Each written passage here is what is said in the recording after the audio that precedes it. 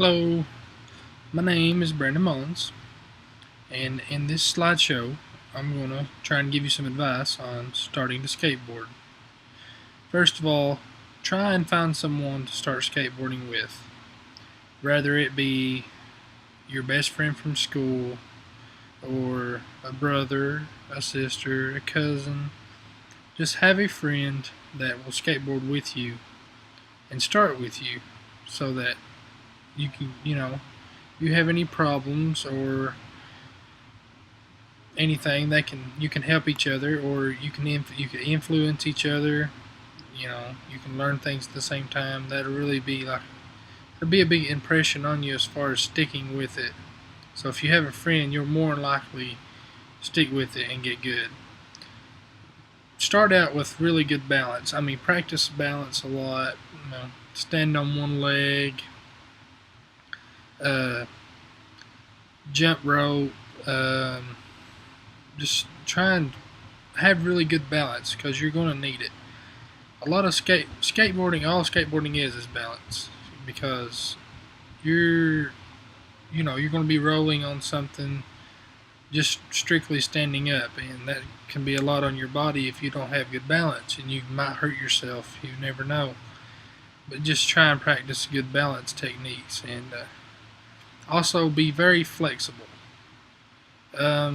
Stretch your legs. I can't stress this enough, because I skateboard and I have hip problems and knee problems, mainly because of my size.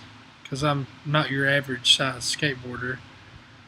But stretch, exercise your legs out, because you will really hurt yourself, and you really need to be flexible to skateboard. And this also ties into being balanced. You have to be really balanced.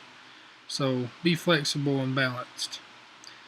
You have to get a pair of skateboard shoes. You cannot skateboard in your regular tennis shoe, sneaker, basketball shoe, running shoe. They're not made to hold up to a skateboard, because it has like a sandpaper texture on top of the board, and that will wear your shoes out really fast. That's what a skateboard shoe is made for. They're really durable. They're made extra thick. They got a lot of padding, so you won't hurt your ankles and your feet, and they'll last a lot longer, and they'll also give you a lot more board feel, and you'll be able to be more in control of your skateboard with a pair of skateboard shoes. And depending on what size shoe you wear will depend on the size of your skateboard. There are many different sizes of skateboards, and you really need one that fits with your body, mainly your feet. This is especially true if you're a big skateboarder like me, because I skate a really big skateboard because I wear a size 14 shoe, and this can help in a lot of different ways, but mainly it gives you more control over your skateboard. You're not going to be as hard on it because your weight's more evenly distributed over the top of the board, because your shoe takes up so much room. And once you find your board, you're going to have to get trucks to put on the bottom to hold your wheels on, and you're going to have to you probably have to research on loose and tight trucks. And this really varies between different people, because professional skateboarders skate really loose trucks because they're so used to skating all the time. They can maneuver more and better and more freely like that. And beginners will start out with tight trucks because it'll be easier for them to stand up on the board and balance. Now right here is where you're going to start actually getting on your skateboard and start skateboarding. You're going to learn to roll. You're not going to do any tricks. You're just going to learn how to roll. You're going to get your rolling balance really good, because a lot of people want to jump straight into skateboarding, start doing tricks. It doesn't work that way. You have to work your way up. Once you learn how to roll really good, then you can apply that.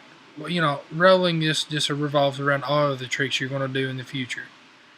So you need to roll really good. Be very balanced and flexible. After you learn how to roll really good, or you don't have to wait that long, but have a really good basic structure of rolling, be able to roll a little. you're going to start learning your basics, which is an ollie. This is going to get you off the ground. When you first start ollieing, you're not going to be able to do it high like in this picture or anything like that. But what I want you to do is to find some railing or like in this picture and hold on to it and practice your steps holding on to stuff or on a surface that you're not going to roll on, just to get that basic motion down. You're not going to want to try it yet until you can row really good. Once you get the tricks down holding on to stuff, then you can start trying to apply it while you're rowing. Not until then though, because when you're bending down and moving around on the skateboard while you're rowing, it's a whole different story as far as balancing. You could really hurt yourself. So, have a really good basic structure of rowing and be able to do your trick or do your basics consistently before you try and go out and do anything big. Basically, just stay on flat ground. Well, and once you get your basics down rowing really good, this can lead into when you start doing real big tricks. And when you start getting good and doing lots of tricks, all I can say is don't let your friends try to influence you to go too big. But at the same time, don't be afraid to try things.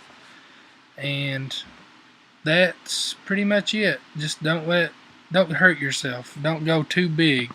Just restrain yourself. And you'll be a good skateboarder.